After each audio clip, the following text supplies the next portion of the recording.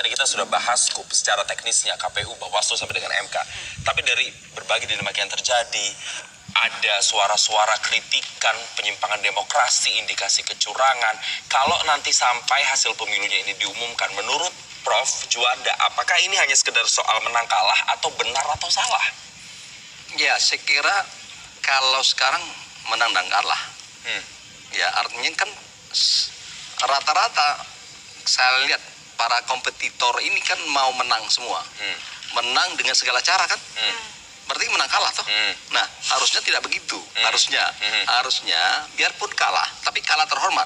Kalaupun menang, menang terhormat dan beradab. Ini yang kita harapkan ya.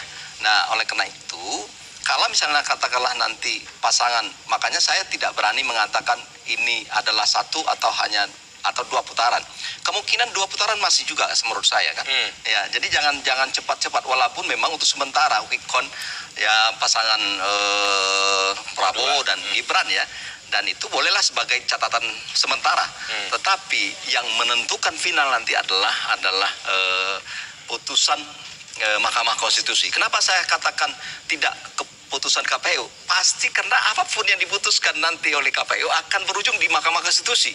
Nah, oleh karena itu saya tidak mengatakan apapun putusan KPU diterima.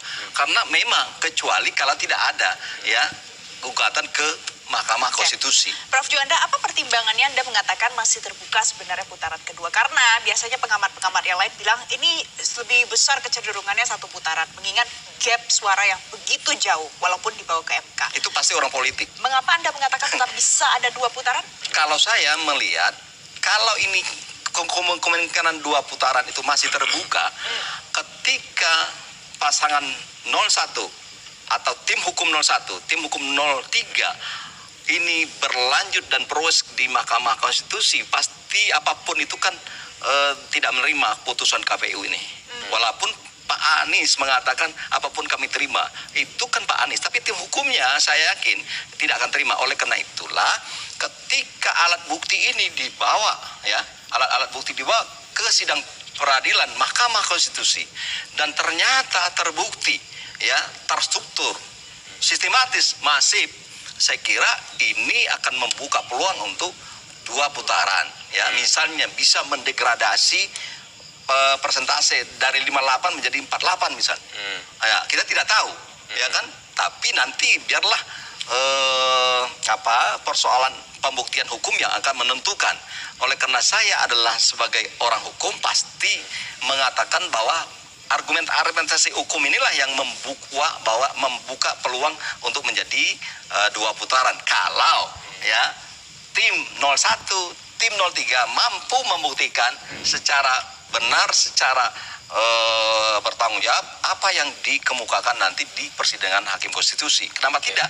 Apakah misalnya dengan 58% ini menutup kemungkinan? Saya kira itu melangkahi konstitusi dan melangkahi undang-undang pemilu. Kenapa?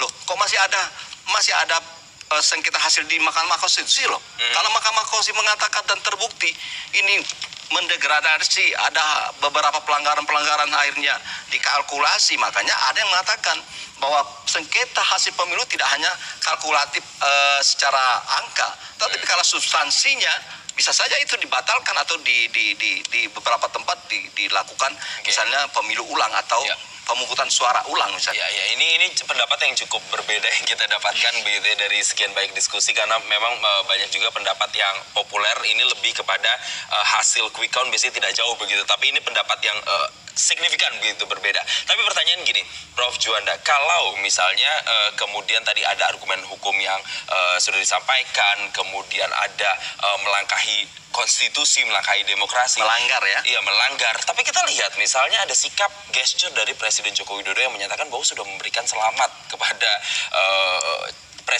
capres-cawapres nomor 02 begitu, yang itu juga ada anaknya di sana. Dan itu diungkapkan ke publik lewat statementnya. Nah, menurut Anda apakah perilaku atau statement Presiden Jokowi ini adalah simbol melangkahi konstitusi dan demokrasi tadi? Saya kira tidak melangkahi, itu kan persoalan bahasa politiknya. Ya, itu kan hak setiap orang, hak setiap pejabat. Ya, dan apalagi misalnya ada argumentasi secara politik, ya. Tapi sebenarnya menurut saya seyogianya, sepantasnya Presiden belum melakukan itu. Ya, biarkanlah dulu berproses sampai ke katakanlah putusan KPU misalnya. Nah, ketika putusan KPU saya kira tidak ada masalah. Tapi kalau sekarang walaupun hak seorang presiden untuk melakukan atau mengucapkan selamat tidak salah juga, tetapi selayaknya secara etik artinya. Ini etik lagi yang dibahas berarti ya? Etik jangan dulu dong. Kan masih belum pasti. Kalau seandainya ini kita berandai ya, tidak ada yang pasti kecuali Allah ya. Nah, seandainya nanti tahu-tahu ternyata 2 putaran.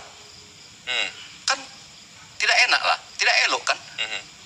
Biarkanlah di dalam hati kita, pikiran kita, oh bangga ya, anak saya misalnya atau pasangan yang saya dukung misalnya, ya, oh menang ini. Didiamkan dulu, ditenangkan dulu, ya, di cooling downkan dulu, ya. Oh nanti pada saat putusan KPU saya kira tepat. Tapi kalau sekarang belum tepat untuk walaupun itu hak ya. Nah jadi cooling downkan dulu. Oke, masih lama loh itu Prof, sampai bulan Maret. Ya nggak ada masalah. Kalau udah pasti ya rezeki seseorang kan tidak kemana-mana. Apalagi ini ya kita tidak menolak. Saya khususnya, saya kira siapapun tidak menolak putusan itu kalau putusan itu berdasarkan fakta hukum yang berlaku. Contoh diputuskan pertama oleh KPU, kemudian kalau memang KPU putusan PU tidak ada melakukan gugatan sengketa hasil, maka terimalah secara hukum itu. Tetapi kalau memang ada sengketa hasil pemilu, dan saya mengatakan pasti ada.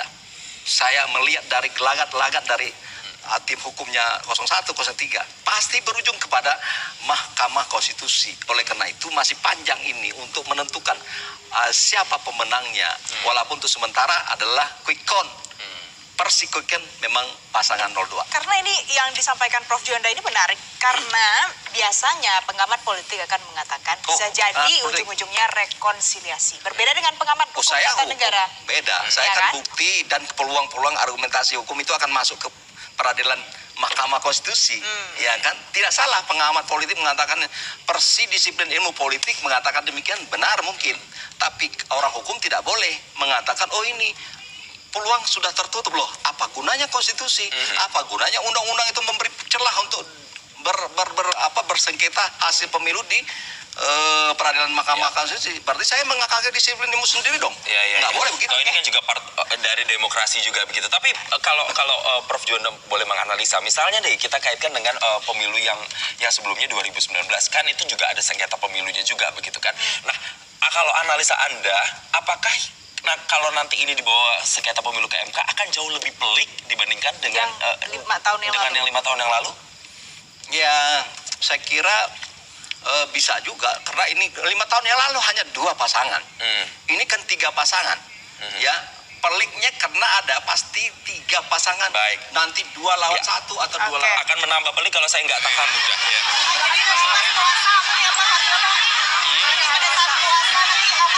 Ya, semua stok kita siapkan. Ya, tiap tahun ini sudah rutinitas yang selalu kita jaga terus ya.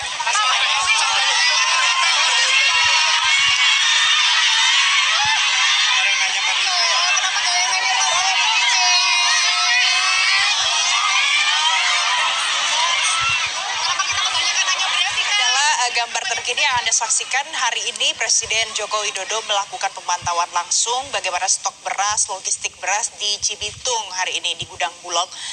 Kemarin juga Presiden Joko Widodo juga melakukan hal yang sama, dan kalau kita lihat ini gambarnya Presiden Joko Widodo masih bersama dengan timnya berada di Gudang Bulog di Cibitung. Ada beberapa juga yang kita lihat ini merupakan bagian dari warga masyarakat di sana, juga melihat ada kedatangan Presiden Joko Widodo di sana. Kita tanyakan ke Prof Juanda. Prof, kalau dengan melihat kondisi seperti ini setelah pemilu, kemudian Presiden Joko Widodo turun ke lapangan, melihat stok beras gitu, bagaimana Anda mengait-ngaitkannya, korelasinya supaya bisa dianalisa? Ya, saya kira ini kalau setelah pemungutan suara, saya kira memang ini kewajiban murni seorang presiden saya lihat. Ya, dan itu tidak ada masalah. Ya, kalau ini karena sudah berlalu ini, kalau tidak ada pengaruh dengan pengurutan pada masa kampanye beda ya? Ya sudah, saya kira ini adalah wewenang dan kewajiban seorang presiden sebagai kepala negara maupun kepala pemerintahan ya. Saya kira memang begini harusnya. Ya, tapi jangan momen-momen hanya pemilu ya dari awal dari tahun pertama, tapi karena tahun pernah adalah ada pandemi COVID-19 misalnya kan. Nah, harusnya di sisa-sisa masa jabatan Presiden Jokowi ini beliau banyak sekali bersentuhan dengan kepentingan rakyat misalnya. Nah, tidak hanya di awal setelah pemungutan suara, saya kira kita harus melihat secara profesional bahwa ini adalah kerjaannya murni presiden. Baik, kalau Ini objektivitas kita ya, Jason ya. dan kalau menurut Prof Juanda artinya ini masalah momentum lagi. Kalau sekarang artinya momentumnya lebih tepat begitu ya. Ya. Oke, Prof Juanda lanjutkan kita tadi bahwa kalau ditanya apakah ini nanti akan lebih pelik, akan lebih rumit prosesnya dibandingkan dengan yang 2019, maka jawabannya akan seperti apa? Ya, kan ini kan 3 pasangan calon ya.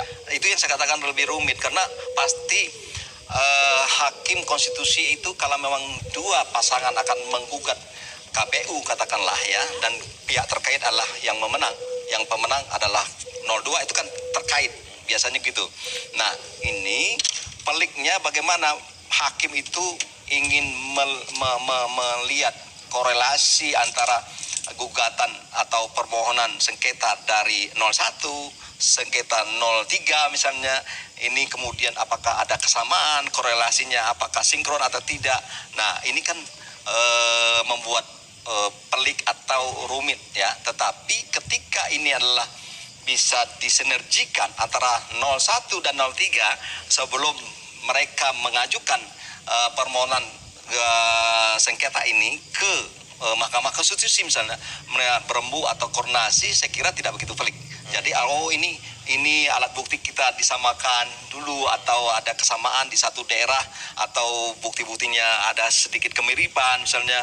Nah, ini kekuatan, salah satu kekuatan. Tapi susahnya nanti ketika yang 01 mengatakan misalnya, ke utara, yang 0 tidak begitu misalnya. Ini saya kira tidak akan bisa berlanjut itu pelik akan terjadi saya kira. Tetapi kalau misalnya ada koordinasi, tapi saya agak menduga bahwa sebelum mereka mengajukan gugatan sengketa antara 01, 02 akan ketemu tim hukumnya. Nah, supaya kenapa? Supaya pertama tidak pelik, sinkronisasi alat bukti, kemudian ada kekuatan yang mungkin sama, gerakannya sama, kekuatan sama, tujuannya sama. Nah, sehingga nanti hasilnya juga akan lebih terlihat dan berhasil dalam rangka untuk memperjuangkan. Ini ujung-ujungnya kalau menurut Prof Juanda pasti akan dibawa ke Mahkamah Konstitusi, bisa jadi lebih rumit dan pelik ketimbang 5 tahun yang lalu, tapi kita punya dinamikanya yang masih belum terjadi ya Jason, masih harus kita tunggu, dan nanti kita akan analisa lagi tapi di lain kesempatan bersama Prof Juanda. Prof Juanda, terima kasih banyak sudah bergabung bersama kami di live event kali ini ya Jason ya. Dan pemirsa, live event Indonesia Memilih masih akan kami hadirkan dengan sejumlah informasi lainnya. Usai jeda, tetaplah bersama kami.